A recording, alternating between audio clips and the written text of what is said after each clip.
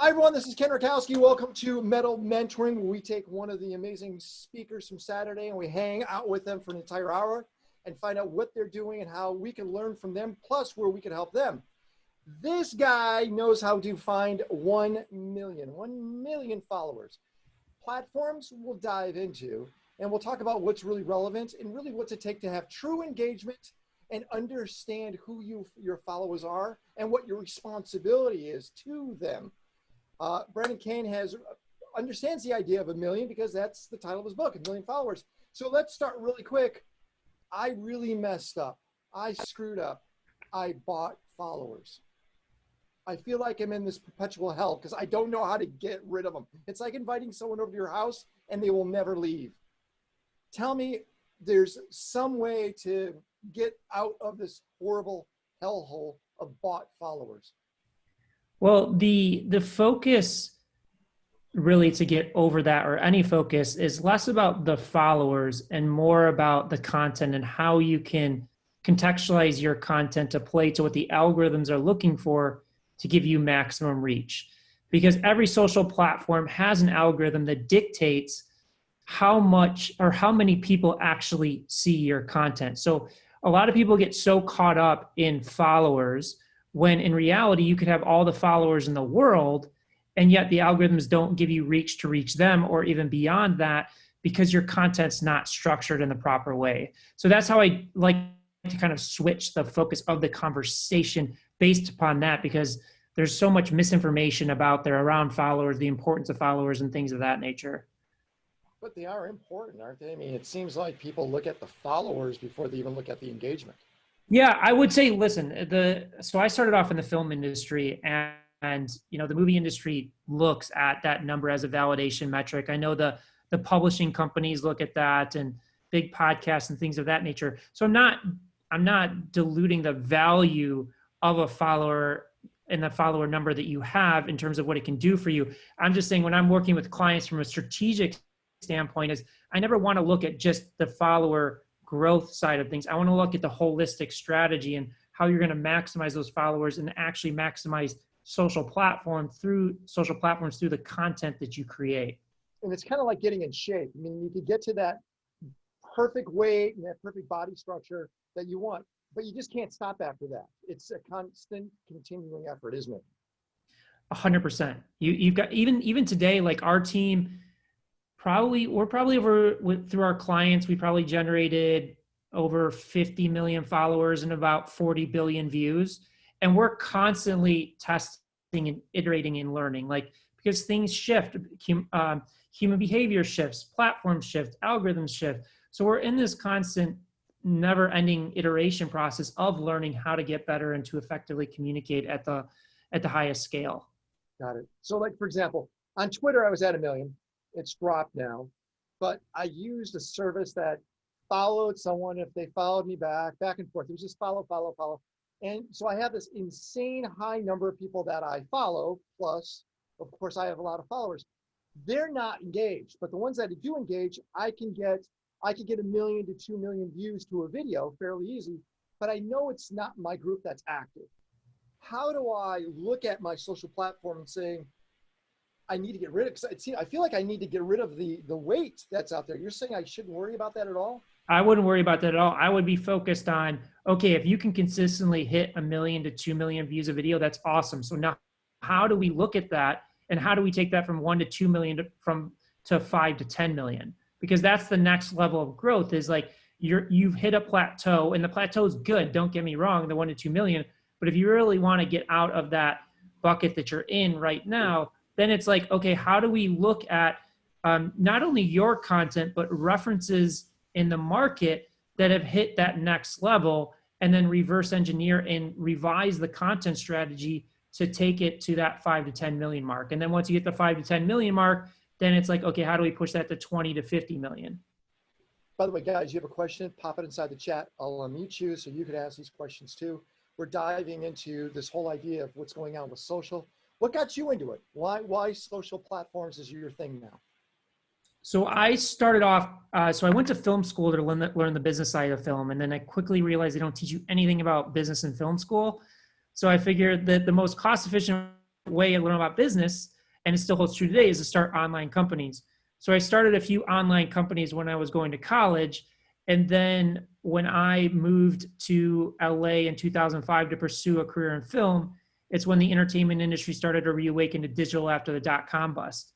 So I basically leveraged that knowledge in creating those internet companies to get my foot in the door and help forge connections and projects.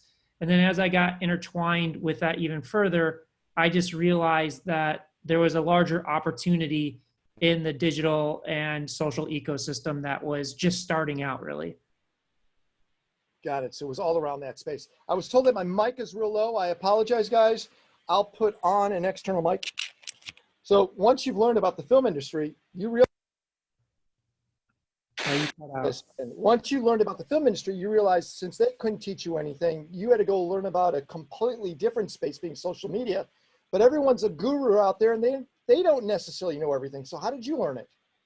Trial and error. It's like you just keep pushing, you keep testing, you keep failing and learning and succeeding. It's just like anything. You just keep pushing and learning. And I think most people that are kind of experts that don't drive the value for their clients or for themselves is they kind of hit a plateau and then they don't try and break through it. Versus like, I love the process of learning. I'm open to any idea. I'll talk to any expert or anything, and I'll test it for myself. And if it works, great, we'll implement it and figure out how to scale it. If it doesn't work, then we reverse engineer what went wrong and figure out if that strategy actually can work. And if it can, again, we go back to that scale process. If not, we just move on to the next strategy. What's your personal platform of choice? Personal platform. So the progression was Facebook. I spent 3.5 years really dicing that. That's where I did the experiment of 1 million followers in 30 days. Then Instagram, dove very deep into Instagram. And now we have a lot of experience in YouTube, but we're diving in even deeper into YouTube. So to me, I like the aspects of all platforms. Each one has pros and cons to it. And, now we're just heavily focused on YouTube and scaling that for our clients and for ourselves as well. So when we say a social platform, you guys hear me a little better? Sound a little better? Yeah, it sounds great. Yes. So when you think of a social platform, you think of real engagement back and forth. When you look at YouTube, I see it more like here's a historic video that's just been placed up, and there's a lot of chats that's going on. So how do you see YouTube as a social networking platform? Well, I think you bring up a great point. Is it really a social networking platform?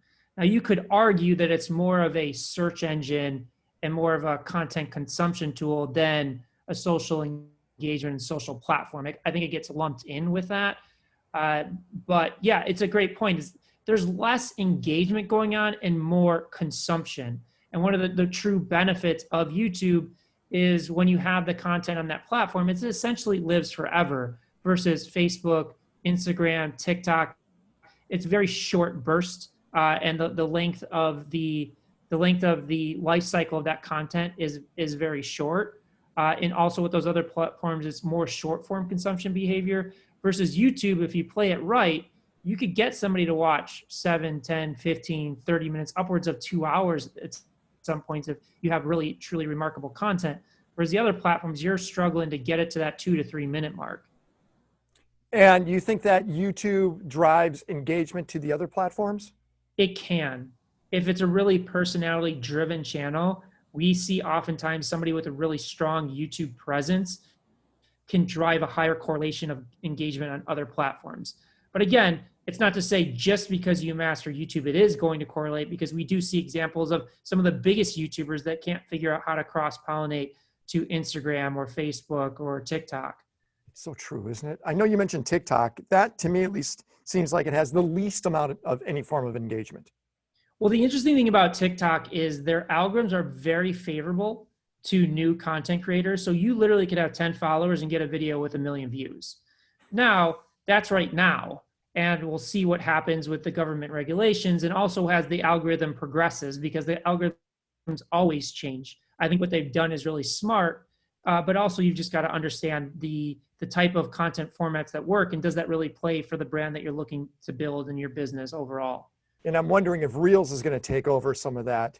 Well, Facebook is the smartest people on the planet. It's like everybody keeps cutting Facebook down, saying they're losing steam, but they're smart. They'll test 10 different iterations of Reels, or they'll shut it down and create a new version of it.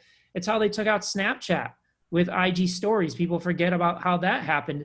And it's not like Instagram hit it out of the park the first time around. They tried many different things before they got to IG stories to work. And yeah, they will crack it. They will figure it out. And I think they're headed in the right direction. Yeah, but they're not all intertwined. IG is not Facebook, is not WhatsApp. They're all totally different platforms. They are and they aren't. I mean, they're tied in with the advertising platform. So the advertising platform cross-pollinates against all of them. And there is a long-term vision. It'll be interesting to see how long it takes to play out, but there is a long-term vision of intertwining them all together at some point. Well, guys, again, you have a question, dive into it, because I don't want to dominate this. I'm an old guy, so I've been on the internet for a long time. I remember when I was on ICQ chatting about MySpace, checking my Orkut, and making sure that my MySpace page was up, because I could do all that, right? So there's multiple different social platform environments. Now it's pretty fairly dominant. It's Facebook, LinkedIn, YouTube, and Instagram. That seems to be really it, right? And if you go out to Snapchat, you're going after a very unique, smaller audience. If you're going to be utilizing TikTok, the same thing. But it really does seem like the dominant landscape is professional, it's LinkedIn. If I want to go social, it's Facebook. And if I want video, it's YouTube. Is there anything else out there that I'm missing? And Instagram. Not that I'm aware of. Again, I don't really pay attention to a platform until they hit like 600 or 700 million users, because I think you could really burn yourself out. Twitter. Of course. Twitter. But Twitter's not even at that threshold. But yeah, I mean, those are the major players at this point. I'm sure there's a million young startups coming out, but it's really tough to kind of pay attention to those other smaller ones. All right, let's go after, I think that is John Sukami, who says Cat's iPad. We'll get you no, who is that? Who's got Cat's iPad? Is that John? Yes. Hey, what's That's going on? me. Hi, John. Good. You're a beautiful cat. Thank you. I didn't realize that I'm still looking under my daughter. What's your question, John? So my question is, my restaurant, I think I have a very good few contents that celebrity would talk about, how great the food is. Like some of you may see Jennifer Love just posted yesterday. I have Cardi B that posted on her Instagram story. I have John Kreese talking about, love our food. So far, I only push that through Instagram because that's all I'm kind of familiar with. But I feel like there should be a lot of things that I can do more to get followers and get people to see those contents and maybe spread the words for us online. From John Cleese to Cardi B to Jennifer Love Hewitt, so he's using Instagram. Is there a better way for him to get visibility with these celebrities that are talking about his restaurant? Yeah, I'm assuming that your restaurant is in a very specific geolocation, correct? Yeah. Yes, it's right here. Yeah. So the approach that I would take is I would take those videos, I would edit them into kind of like a montage or a little video ad, and then I would just be running geo-targeted ads across Instagram, Facebook's audience network, potentially YouTube, just to drive that specific audience into the restaurant. Because the problem that you run into with very geolocated businesses is, can you generate followers for it? Yes. But the algorithms are super smart, and they know if it's a very geo-targeted piece of content, you're probably not going to maximize reach in those algorithms. So what I'd rather see you as a local business is just go after revenue, getting people in the door and taking that content, which is amazing that you have, and push that to the very specific zip code through the ad platforms, because you can do that very cost efficiently and actually tangibly track the performance of how it drives revenue and leads in the door. So maintain it on IG. That's where his play is right now. Or should he branch off to Facebook? Where should he go? Focus on what he has and do geo-targeted ads, or go to a different social platform? Geo-targeted ads, Instagram and Facebook first. See how that plays out. I would also test running geo-targeted ads with Yelp. Yelp is another platform that you can test, and also Google search. But I would start specifically with Facebook and Instagram with that content and see how it plays. Just make sure you have a mechanism to track the success and the return on investment that you're getting. And what that means is you can send them to a page where they get a downloadable coupon that you can track the number of people that are taking it and using it in store. Or if you take reservations to a reservation calendar and track how many people convert to that. Or just even placing a phone order. There's certain tools that you can use to create custom phone numbers that track back to traffic sources as well. And what kind of budget are you looking at? What do you think? I mean, you could literally test that with less than $100 and see what the impact is. You don't have. I just want to. Go Sorry, ahead. I just want to make sure I'm clear. So let's say if I want to target the ads on Instagram and Facebook, is there a particular tool where I can do once and then it will push to all this platform, or do I have to do individually on one on Facebook and one on Instagram and one on the other? Is there tools or literally I go to Instagram and I can literally create the ads? So it's a great question. So for Facebook and Instagram, they use the exact same advertising platform. So it's called Facebook Ads Manager. So when you sign up for that, you can run ads to both Facebook, Instagram, and what is called Facebook's Audience Network. An Audience Network is a collection, I don't even know how many sites, it's like 2,000 plus sites that you can then run ads across that as well. So by signing up for that one platform, that ad can be pushed across those two social networks in addition to major websites that are partners with Facebook. When it comes to Yelp and Google, that's separate. So to make your life easier, I would just start with the Facebook ad platform first and see what happens with that. And then if it works, I would start with like $100 budget and just see how much business that drives. And if it drives a considerable amount of business, then you can look at scaling it. Okay. Awesome. Wonderful. Thank you so much, John. Thank you so much. Kat. By the way, it's Emporium Thai. You definitely want to check it out. It's the best Thai restaurant in Los Angeles. So let's go over to Chris. Chris, where are you? There you are. Hey, Chris, go for it. How are you? Hey, Chris. Social distance with that background, please. I was missing it. Offices, we don't see them anymore. I bought your book, Brandon, 1 million followers. And I'm wondering if you released an update to it, if there's new information that adds up onto the book. Yeah, there is an updated version that I'll put here in the chat. But then also, I just launched my second book, which I think it's probably better for you to dive into that than reading the updated version. And I'll put the website to that. It's called Hook Point, How to Stand Out in a 3-Second World. And it talks a lot about how you can capture attention in the micro attention world, both online and offline. So the fact that you have read the 1 million followers, I'd probably skip the updated edition and just go straight into Hook Point, because I think you'd probably get the most value out of that. What type of things are you really focusing on in that space?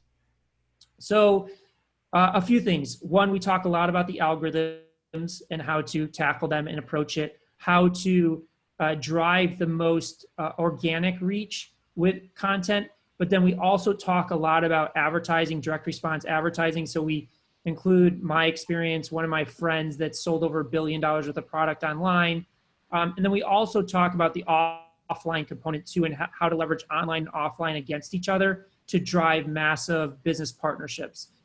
So like my background is not just like social media, but I've closed major business development deals with like the likes of Netflix, Disney, Viacom, MTV, Taylor Swift, and I break down the psychology process of that. And then we also break down a communication framework that we have integrated into our agency called the process communication model, which allows us to effectively communicate with the masses, because we understand how different people with different backgrounds perceive certain messages, certain words, certain phrases, and how you can tailor that to your advantage so the most people can really understand and resonate with your message. Because I'm sure that you've realized with your experience and success, oftentimes it's not about what we say, it's about how we say it, and contextually wrapping it in a way that the masses can really resonate with. Well, I got to admit, people that I know that have worked with you, like Michael Bruce is a close friend, followed everything you said and it happened. So you were able to not predict, but you were able to see utilizing the process to gain these followers, but maintain the engagement. So whatever you say, let's follow it. So I'm game. So good job on that. Chris, get the new version. Let's go to Matt. Matt, you're next. Unmute yourself. Go for it. I was actually just trying to type up another question. Essentially, I'm trying to ask, I haven't ever really done any online marketing, and I've got a very niche apparel brand that's specific to tall and fit individual men, pretty much anybody who's above 6 foot. How would you start an online marketing campaign, and what platforms would you suggest using to help promote such a unique niche product? So there's a few different ways that you can go about it. One, I would focus heavily on just direct response campaigns. Don't focus on organic, don't focus on followers, because when you're launching a new business, and I'm advising a new business, I want to go after revenue, because revenue cures everything. So there's a few places that you can start and learn. One place is just in the advertising platforms like Facebook and Instagram and Google. So for example, like Google, you can target specific keywords, and you can do YouTube as well, of people searching for like big and tall and other keywords of people looking for that clothing line. Facebook and Instagram, you can't get that granular, but you can kind of read between the lines and go after older males, or specific interests of other brands, like searching brands that kind of appeal to that specific audience and testing it and measuring the response. Again, like anything, I don't recommend spending a lot of money in any direction until it's proven results. So for example, if we talk about Google search, I would start with maybe like $100 or $200 campaign to see if you can just get that first sale. And the same with Facebook or Instagram. Can you get that first sale? So that's one angle that you can take. Another angle that's very successful is influencers, but we take more of a strategic approach with influencers. So for example, like somebody that could work for you is Tony Robbins. But Tony Robbins is going to be very expensive and difficult to get to. So one of the tactics we will use is we will go through all of the people that Tony Robbins is following and seeing if there's people within that profile that fit that, and do deals with those people. And oftentimes it's just like exchange for free product for promoting it. Like one of our friends created a system to do this specifically for restaurants when he was trying to get big celebrities to show up at the restaurants, and he couldn't do it. So he started making lists of the celebrities he's wanted in the restaurant, and he went to their Instagram account and saw all the people that they were following, and that specific geolocation messaged them to get them in the door. And then once they were in the door, it bubbled up to the bigger influencer, the biggest celebrity. But again, it's like very focused on the direct response side, knowing what you can pay to acquire a client, and then testing these different channels to see which one can fit within that financial model you're looking for. Does that help out, Matt? It does. We tried the influencer market, and we got burned big time. I mean, we were shipping out so much product, and we had big celebrities that we were having it, and they just weren't either posting the content correctly. They weren't getting any engagement for us. Like, it just constantly kept. We were sending out thousands of dollars worth of product, and just nothing was coming from it. So I didn't know what to do and how to shift and pivot to that, and I got really kind of frustrated and worn out with it. Yeah, and I can understand that. It's the influencer marketing game can be a crapshoot, but it can pay off dividends if you get it to work. For example, one of the people I featured in my first book was the chief growth and product officer for a company called FabFitFun. And they are a subscription box service that's now valued over $1 billion. And they tested over 10,000 influencers. So I can understand your frustration and the way that it works. The one thing that I can say that maybe if you decide to go back and try it, maybe I would try these other angles first, is in the deals, I always recommend structuring the fact that you can run paid advertising through their account. So what that means is if you get an influencer, let's say they have 100,000 followers and they post something, maybe it only reaches 5% of their audience, you don't get 100% saturation. So if you do a deal where you can run paid advertising through their Instagram account or through their Facebook account, you can make sure that it hits 100% of their audience for a very small cost. And then you can effectively truly measure the success, because what you can do is you can pixel track your cart and see the transactions or lack thereof coming in.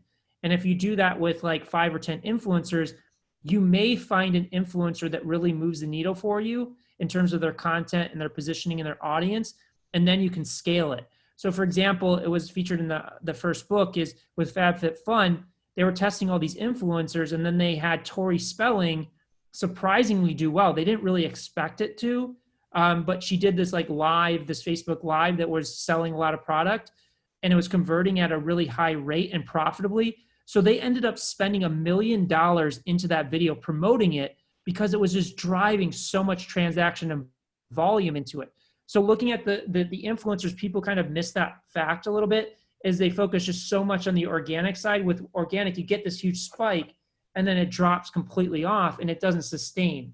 Versus if you take this other approach where you're testing influencers, getting access to run ads to their account, you can more accurately attribute the success of it. And then if it works, then you can keep scaling that campaign until it caps out. That makes sense. Is that helpful, Matt? No, it is. I mean, your understanding of this stuff is mind blowing, and you obviously are looking at this from an analytical, algorithmic, scientific point of view that I just don't think any of us have gotten into. Well, yeah, I mean, the reason I do that is because it doesn't interest me if it can't be reproducible and it can't be systematically scaled. Because if you can do it once and only once, then what's the value in that? Sure. It just doesn't. And each business is a little bit different, and it's just like you have to test different messaging, different platforms, different content, and different ways of approaching it.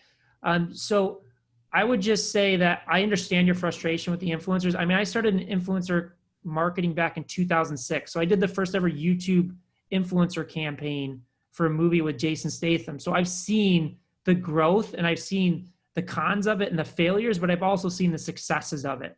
So it's just like influencer marketing can work if you do it right. But I would try some of these other channels first and just see if you can drive success with it and then maybe revisit it after that. I think the word influencer is interesting too, because when I work with a celebrity, some celebrities want compensation differently than other ones. Yep. And that's a tough one because I don't know if it's going to work. So I don't know if I'm going to, if I pay this celebrity, if they're going to get me the type of traffic or engagement that I want. How do you balance that? How do you weigh that? Yeah, so there's a few ways you can look at it. One, you can start with smaller influencers. Micro influencers is the big buzz term now. People that will basically do it for just trade of product, or maybe because they want to be associated with the brand. The other way that you can look at it is negotiating a lower rate, saying, hey, listen, I really think that we could have a long-term partnership here, but I need to test this with you first to see if we can generate success. And you can broach that conversation and say, hey, I'm not willing to pay any money, but I'm looking at this long-term, or maybe it's a reduced fee, and just say, hey, I will put into an agreement that if this hits certain benchmarks, then I will commit to your full rate over the course of 12 months. So there's different ways you can look at positioning it from a marketing angle. Also, again, one of the deals I always do with influencer deals is I want to have the ability to either promote through their social channels, through paid media, or to take that content and repackage it on my own to promote it through my own channels, so that you can essentially edit it in certain ways and test and find different ways to make it work for you. So the guys that have been in metal a long time, they will know who I'm talking about. I'm not going to use a name. This is the issue that I have with celebrities. So I was quasi dating a woman who, and I'm not going to say her name, but she was one of the judges in American Idol. Enough said. And we were working on a deal with a very well-known entrepreneur. And the entrepreneur said, hey, I'm going to give you 90% of the business, meaning her and I would share 90%, and he was going to put in the money for 10%. It's like unheard of. And then that celebrity said, you know what? All I want is just pay me $300,000. I don't want any equity. And the financier goes, well, no, I want you in it. I want skin in the game. And right there and then I realized celebrities think totally different. They're not in it for the long haul.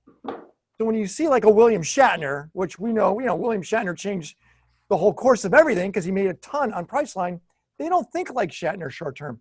So when you work with a celebrity that thinks very short term, how do you get them into it? Like get them excited to be part of it other than just another paid gig? I just wouldn't do it.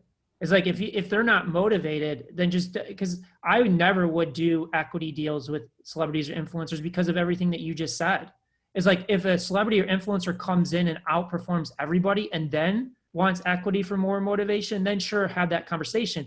But the fact of the matter is, in the world that we live in today, you don't even need like an A-list celebrity or big celebrity. There's so many people that have influence over large audiences. And that's like going back to FabFitFun, testing over 10,000 influencers. And that includes celebrities on television and movies and things. Like that's where you have success, is to test and iterate and learn. So if you want to get into influencer marketing, you've got to find a very cheap and inexpensive way to test multiple people to see who's going to move the needle for you. And then through those learnings, you can find more people like them and also maximize that reach of the person that did work. So it's always test, learn, and iterate, because you're 100% right. It's like just because somebody is influential or has a big audience or has been on television or movies does not mean they're going to be able to sell your product. Fair enough. I get that. All right. My new BFF, Emilio, you're next. Emilio. Hey, what's up? Yourself. Go for it. All right. Yeah. So nice to meet you, Brendan. Thank you for all of this. My question, if you have an online business and want to offer a free community group, like as a lead gen, is Facebook still the best platform for that? Or is there any others to utilize, or there's some better options? So are you talking about hosting the group on the platform or driving traffic off to a platform that you control? We're talking about it now. I would think it's more of driving traffic from that, right, Ben? You can have your girl on this. Go for it. Yeah, because Hi, guys. Yeah. Thank you so much for letting me jump in. So the question really is, after you get someone to sign up for your free community, so you already have the email, do you, I guess a really powerful way I've done in the past is to drive them to a free community. And most of the time that free community is in Facebook, just because it's one of the only groups that allows a lot of really powerful things to happen. However, if people don't use Facebook, or they never check groups, or they have a ton of groups and they get lost, I'm just curious, is Facebook still a great platform for that free group community offering? Or is there maybe a better alternative that you might know of? Yeah, it's a great question. So there's different alternatives. So Facebook groups are still a huge part. A lot of people use it. Slack has become another big one that people use for those groups as well. And then some people use WhatsApp, but it just depends on the size of the community. But typically what I'm seeing right now is either Slack or Facebook groups is between those two. And then WhatsApp, if it's a smaller group as well. Okay.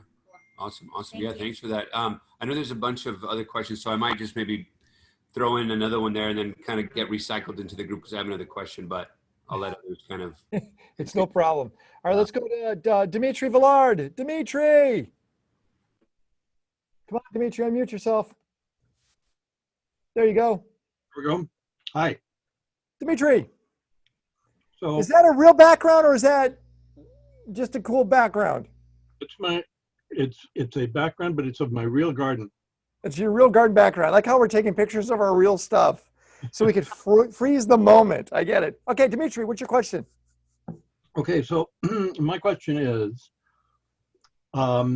given the vast numbers of followers that some of these influencers have, I've been developing a dramatic series podcast. It's a thriller, sci-fi thriller, and have been introduced to some influencers who are interested in being the voice actors on this podcast. So my question, even though they're not experienced actors, but they seem to have some talent, and we've tested them, and so the question is, do you think, given your experience, especially in motion pictures, whether casting these people in a dramatic podcast could result in some, attention and serious downloads in the podcast world? The answer is yes. However, you've got to understand if these influencers, A, want to be in it, B, you've got to talk to them about what are you going to do to promote it? Because some influencers will get in the door and then they just won't do anything to promote it, or they'll do one post and it's done. And I can just definitively tell you, unless it's somebody with 10 million followers plus, one post isn't going to cut it. So really understanding is like, okay, you work from a talent perspective, because as you know, talent is the most important thing. It's like, if they can't carry it, then it's going to ruin the storytelling, and then it's going to fall flat just altogether. But if they do fit the mold, really get clear and put this in the contract of what are they willing to do to promote it? What are their promotional ideas? Do they believe their audience will resonate with this story? If so, why? Because like, you could get an influencer, again, that has millions of followers, but if the story doesn't really match their audience, then it's not really going to do anything for you, versus somebody that really has that. Like, I have a friend that just directed 2 movies, and the movies did really well because they had influencers in them, but the influencers' audience really matched the story because they were like teen, dramatic love stories. So it kind of matched up. Got it. So would there be some kind of minimum threshold that you would suggest that, you know, they've got to give, I don't know, fill in the blank, 10 mentions or 100 mentions, or what's the magic Yeah. number? So what I would do is at a minimum 3 posts, just at a minimum 3 posts. But as I was talking earlier, I would get the rights to promote those posts through their accounts. So with Instagram and Facebook, they can grant you access without giving you their login, where you can advertise through their account. So if they create a post, you want to make sure that 100% of their audience sees that. And you can't guarantee that with organic. It's very rare if it ever happens to most influencers. So what that does is, from a paid perspective, it makes sure that you're maximizing the potential of that content and getting full reach to 100% of their audience. Great. Thanks so much. Thank you very much, Dimitri. Thank you. I'm going to go back to Emilio. It seems like he's organized his thoughts now. Emilio, go for it.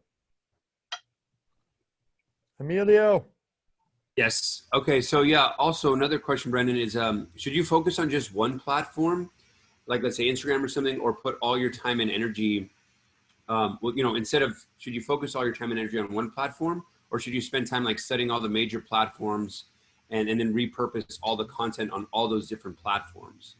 I would focus on one platform first, getting really good at that, and then diversifying out. Now, there is something to be said between the algorithms between certain platforms. So Facebook, Instagram, and LinkedIn are pretty similar in terms of how the algorithms work.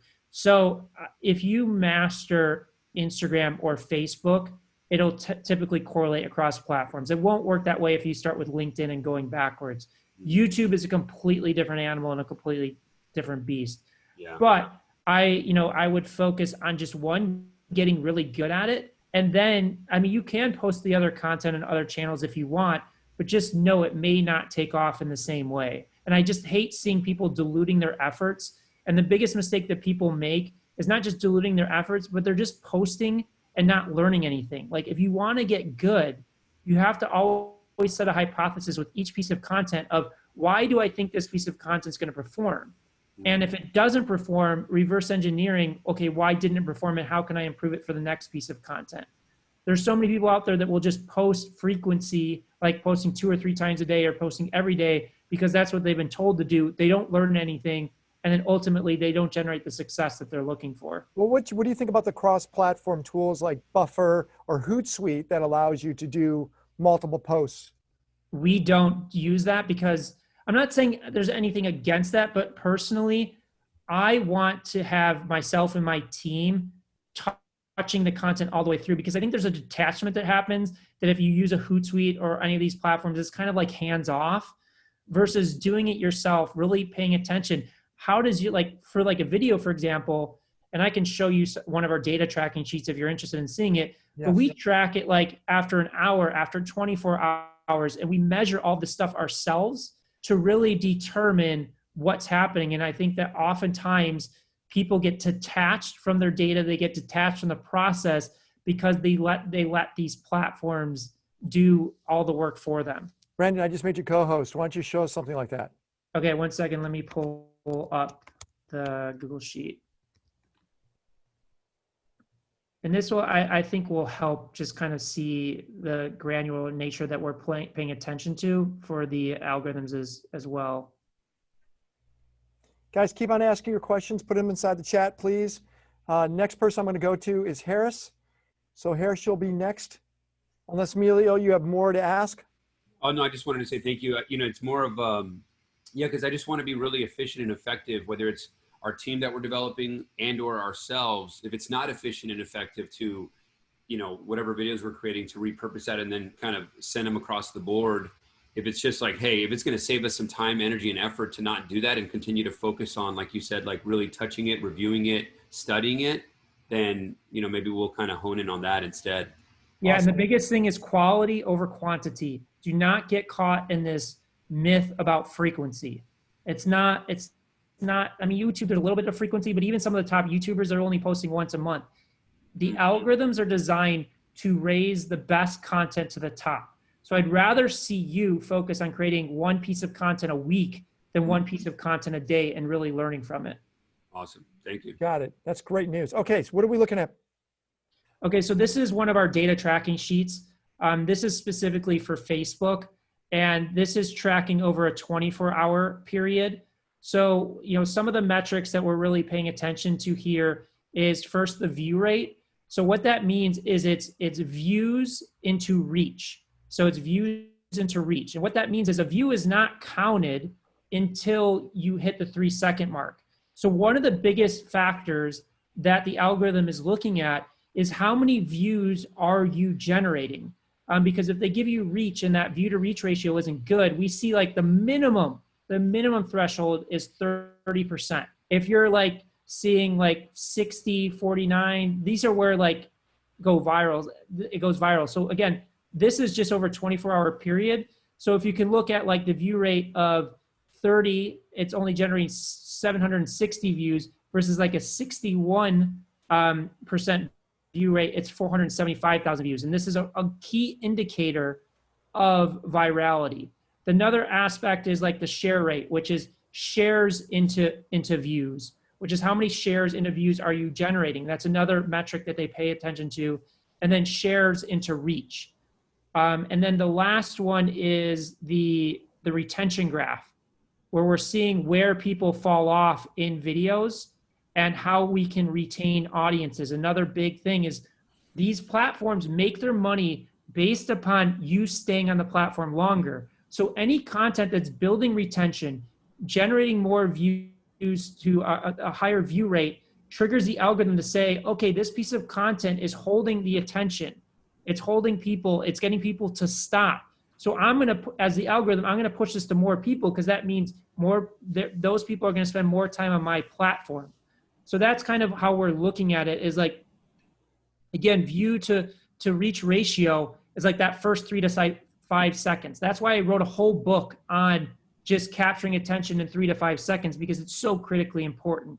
But these are just kind of how we look at the metrics. This one specifically for Facebook, we have different ones for Instagram and YouTube, but we're getting granular in the data and we're learning with each piece of content that we post and how can we get better. If something doesn't work, we don't freak out about it. We don't get upset about it. We just dissect it and understand what was the driving principle that didn't make it work versus what we're going to do next time. So instead of getting upset when it starts dipping, you stick in a girl in a bikini, a kitten, or Grant Cardone going, I'm going to get you more money, right? Something. Just put... Yeah, I mean, pattern interruption is a big tool that we use, but we don't necessarily use some of those. But yeah, okay. I don't know this stuff as well as you do. Let me go over to Harris, who's up in Toronto. Hi, Harris. Hey, Ken. How you doing? Brendan, what you're teaching an old dog new tricks, man. Your book is awesome. Oh, thank you. I appreciate it. I just want to tell you. And that's my question is, in your book, you talk about when ads might be posted. Why do you recommend that that people post ads at midnight? I think you said that in your book. So there was there's bugs and glitches in Facebook advertising platform all the time because of the scale that they operate at. And I just noticed that this was like 4 or 5 years ago. They had made a change on their daily budget tool where basically they said, okay, we may spend a little bit more than your daily budget or a little bit less. And for whatever reason, when they made that change, it started doing weird stuff with the auction where sometimes if you launched a campaign in the middle of the day, it would spend all of your daily budget in like 20 minutes, and then it would throw off your costs in the auction. So I always just made a good practice of setting it at midnight to get a fresh 24 hours. And that seemed to fix the issue. Now, since then, I'm sure Facebook has probably fixed it, but I'm just a creature of habit. And that tactic continues to work for us. So that's why I always just schedule them at midnight. And it's an easy thing you can do. You can schedule it. It's not like you have to stay up at midnight and launch them at that point in time. That's very helpful. You also say, I think you say that you should follow the recommended spend that Facebook recommends. So I guess I've been leaving money on the table because I've been far exceeding that spend. And sometimes we get results, sometimes we don't. Yeah, so there's different philosophies, and I always recommend test all of them to see what works for you. I am never a person that's going to say this is the only way that works. What we found a way to work in terms of keeping our costs down in the auction is we keep the daily budget on the ad set, whatever the recommended is, and typically it's around $25. And then if we need to scale spend, we will just duplicate the ad set as many times as we need and change out variables to increase that spend. So for example, if we want to spend $100 a day instead of $25 a day, then we'll duplicate the ad set 4 times to equal up to $100 rather than changing the daily budget in the ad set from 25 to 100, because we see that can throw off your costs in the auction and increase it. Oh, that's smart. So don't blow your powder. Basically. Yeah. Great. That's an old porn term too, by the way. All right. Great. Thank you. Harris, let's go to Ali. Let's see, unmute yourself. Go for it. Hey, thanks, Brendan. I have a question here. I've heard that it's not good to repost content between platforms. So if you're using one piece of content, like using apps like Repost, because like Facebook and Instagram and like Twitter, a lot of like those platforms can shoot them to all of them at the same time. Like, do you normally change the captions? Do you make the video or the content piece a little different for each platform? And if so, why is it good to do that?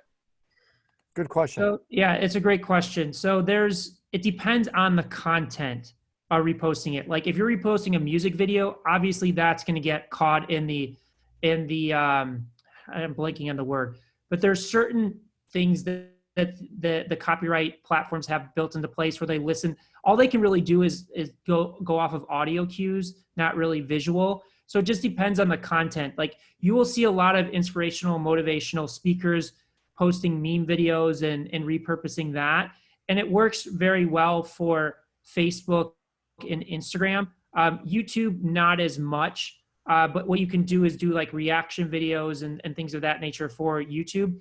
Now, what I always recommend doing is if you're going to repurpose content, insert yourself into the conversation. Make it your own.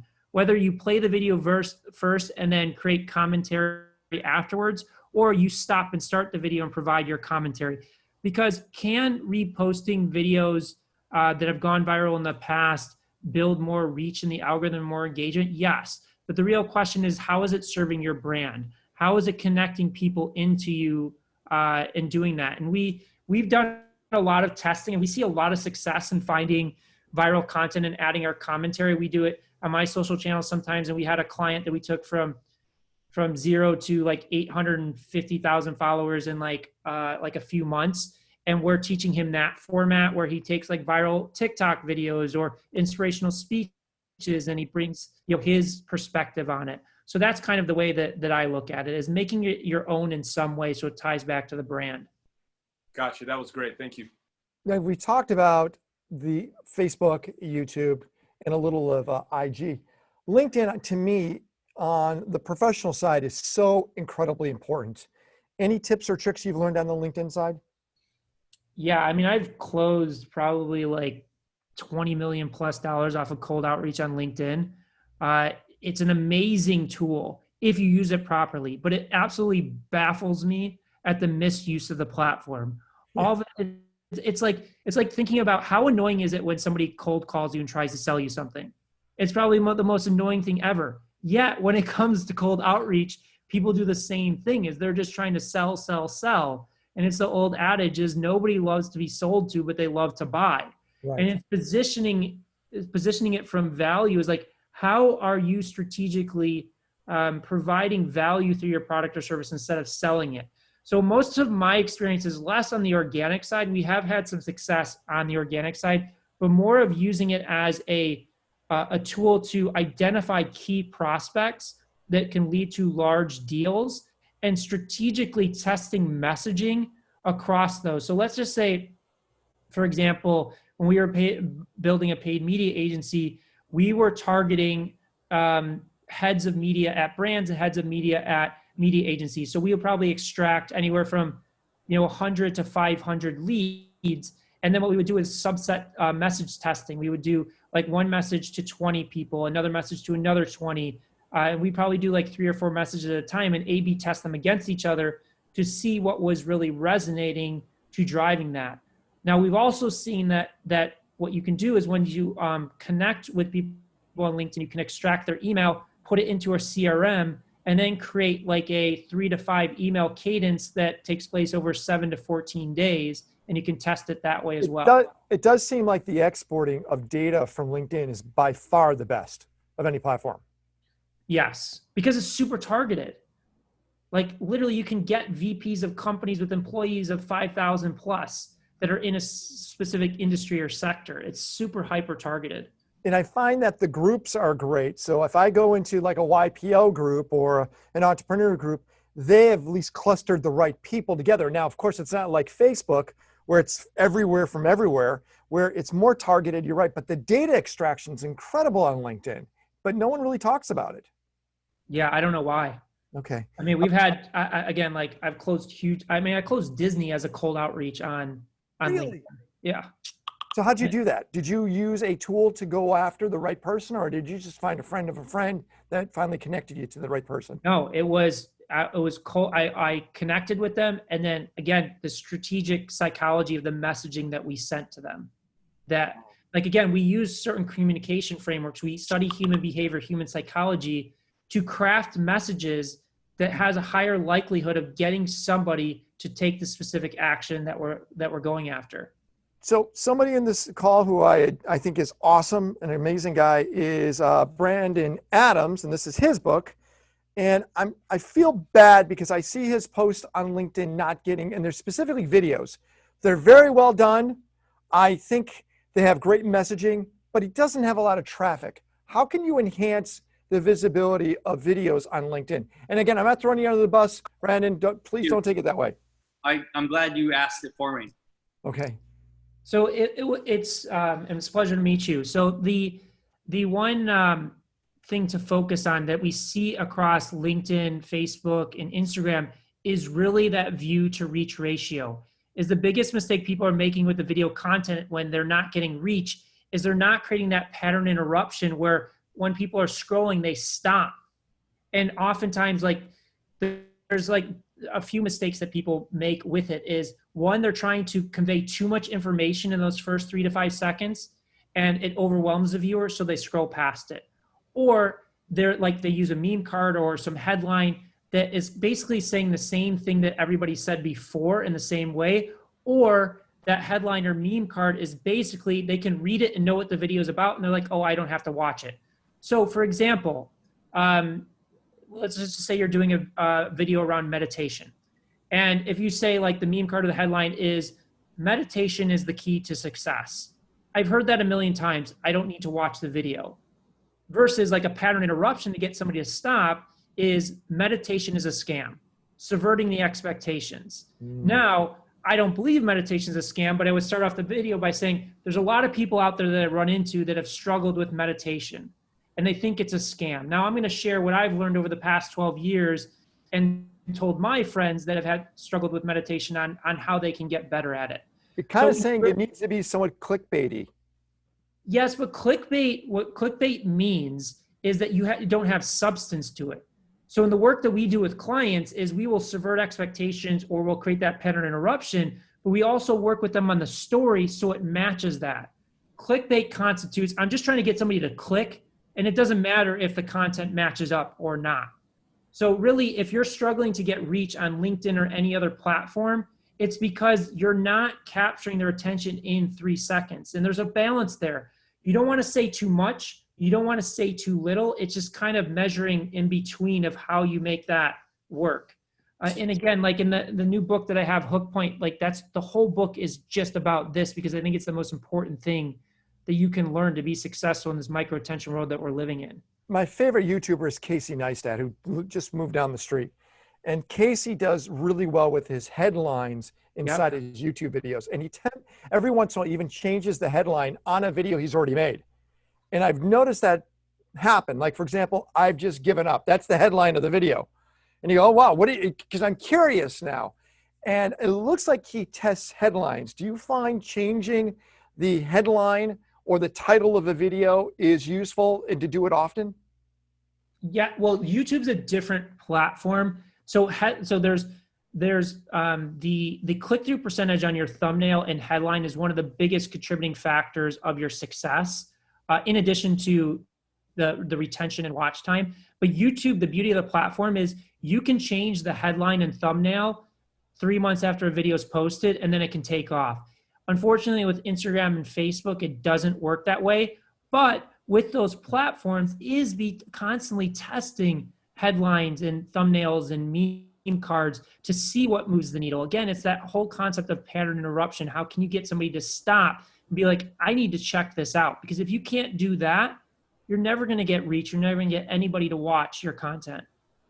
What social people do you really like to follow? What social media gurus are you paying attention to? I don't know that I watch any social media gurus. We follow a lot of people from a format perspective. So like one of my friends is Prince EA, one of the top content creators on the planet. Jay Shetty, some of the YouTubers we love dissecting, like Mr. Beast is an awesome one. For pleasure, probably like Joe Rogan's my favorite. Like I just love his content and he sucks me in like no other, and they are masters of those hook points. But it's funny because most of the content people I follow, it's more about from a reference standpoint of studying their formats and the psychology of their communication. Brandon just asked the question regarding LinkedIn Live. When is it going to be available for all of us? I have no idea. LinkedIn's a kind of a strange animal when it comes to it really is. So can you tell us about any of the secret developments of any of these platforms, things that are going to be launching? Like Reels came out, like they announced, and 2 days later it was inside IG. Is there anything that you know is brewing in the laboratory that's going to be coming out? No, I mean, I don't know if it launched for YouTube, but it may have launched. If it hasn't launched, it may be coming. But when you talk about the thumbnails and headlines, they're supposed to be creating a tool where you can auto test and A/B test the headline and thumbnails, and then it'll declare the winner and push to more people. That's pretty cool. That's probably the only one that I can really think of right now. Any analytical tools that we should have in our arsenal that we should go off and buy because they're so damn good? No. No? Really? There's nothing that jumps out. So you're saying the tools that are internally, because like no, I wouldn't even, I would create your own tracking tools and measurement. I don't really, we do all of the tracking ourselves. Again, there may be out there. It's just the decision that we've made. Yeah, we've had a lot of success that way. I just don't want people going off and spending a ton of money on analytics platforms because I don't think they really need it. It's just focusing on the content, and those analytics platforms aren't going to tell you what's wrong with the content. No, you're right. The ones in Twitter are mind-blowing. I mean, what Twitter gives you for free blows my mind. It really is. All right, let's talk about the book. Why do we need to get the book, and how do we do it? So one thing I would suggest first is I'm putting a link to a free masterclass that's all about hook points. That it's an hour and a half free, and it just dives into this concept of how to stop people's attention. So I would start there. And then if you want to check out the book, it's on Amazon right now. It's called Hook Point, How to Stand Out in a 3-Second World. And again, it dives into this whole concept of how you get people to stop and pay attention, whether you're trying to generate followers, millions of views, leads, traffic, whatever you're trying to go after. It all comes down to the fact that we live in a world where there's 60 billion messages sent out on digital platforms each day. Is you have to find a way to stand out because you're no longer just competing against your direct competition. Like it or not, you're competing against Kim Kardashian, The Rock, Netflix, ESPN, and you have to find those ways to stand out. And if you're in direct response advertising, there's a Forbes article that was recently released that said the average person consciously and subconsciously is exposed to between 4,000 and 10,000 ads a day. It's like you have to find a way to stand out and be remembered. And that's why I just when I talk to people, whether they're trying to generate followers or trying to generate more revenue for their business, this is the most fundamental place to start, because if you can master this, you will beat out all of your competition. Brandon, thank you so much for giving us this time today. We really appreciate Thanks it. for having me. I appreciate Everyone, it. unmute yourself and thank him, and go Thank off you, and get the thank you. webinar in the book. Thank everyone. you, Brandon. Thank you. Brother. Bye, everyone. Bye, all.